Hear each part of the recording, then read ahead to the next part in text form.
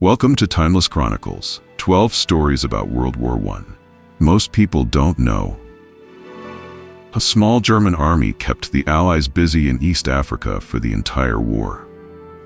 Large portions of the German overseas empire were seized at the outbreak of war. Japan snapped up Germany's Asian colonies with ease, while the African colony of Togoland, now Togo and parts of Ghana, fell in less than 3 weeks. German Cameroon was invaded and lightly contested until 1916. 12,000 Native Americans served in the U.S. Army. The 1917 U.S. declaration of war upon Germany was followed by matching declarations from the Onondaga and Oneida nations. The question of involvement in the war effort was naturally controversial, but some saw military service as a path toward securing better treatment and political concessions at home. There was also the question of citizenship, as a huge number of Native Americans were still not considered U.S. citizens in 1917. A captured British officer was granted leave by the Kaiser. Robert Campbell was a British officer captured by the Germans early in August 1914 and sent to a prisoner of war camp in Germany. Correspondence from such prisoners to their families was coordinated by national Red Cross societies. The officially impartial groups focused on humanitarian efforts to visit camps and ensure parcel deliveries were completed. Romania entered the war, lost, and then re-entered.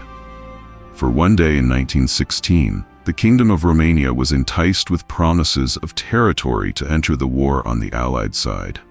The diplomatic unease between Russia and Romania prevented an earlier entry into the conflict that would have been far more advantageous. Had the Romanians supported the Brusilov offensive, the Russians might have been able to follow up the successes and win outright. An Ottoman commander refused to give up even after the war ended. The entry of the ailing Ottoman Empire in the war on the side of the Central Powers saw the British mobilize efforts to attack the empire's stability from within.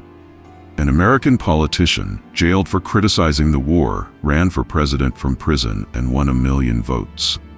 The American entry into WWI in 1917 was deeply controversial. 50 representatives and 6 senators opposed the 1917 declaration of war against Germany. Jeanette Rankin of Montana was among them. The first woman elected to Congress was a committed pacifist who would also vote against entry into the Second World War. The British Army used public schools to fill the officer shortage. Historically, the British Army was much smaller than the armies of comparable world powers. Thanks to a favorable geographic position, the wooden walls of the British Royal Navy protected the island nation rather than a large army. Before WWI, the British Army was primarily tasked with protecting the territories of the expansive British Empire. The Eastern Front was nothing like the Western Front. Unlike the comparatively narrow confines of the Western Front, the conflict in the East was far more open. It was actually closer to the conflict that WWI as a whole was expected to be. A war of movement and breakthroughs by massive armies. The Italian front saw 12 battles over the same area. Few examples illustrated the futility of the Great War quite like the dozen battles fought over control of the Isonzo, now Soca, River from 1915 to 17. The Italian front of WWI was even more rigid than the Western Front, with the initial surprise Italian offensive faltering into a grinding war of attrition fought in the mountains between Italy and Austria. Japan fought on the Allied side. The Japanese honored the alliance with Britain to enter WWI on the Allied side. There was some reluctance to get involved. A number of people thought the Germans would prevail and that the Anglo-Japanese alliance, signed in 1902, was no longer relevant to Japanese interests. However, the prospect of some easy territorial gains at the expense of Germany was an opportunity too good to pass up.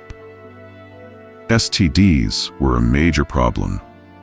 It won't appear in many textbooks, but a major cause of what the British referred to as temporary wastage, casualties who could recover well enough to return to action, was sexually transmitted diseases. Despite the warning of Field Marshal Sir John French for soldiers to avoid the temptations of wine and women while stationed in France, French brothels and saloons did a roaring trade in both for the duration of the war. The Royal Navy played a key role in the Allied victory, but few naval battles were actually fought.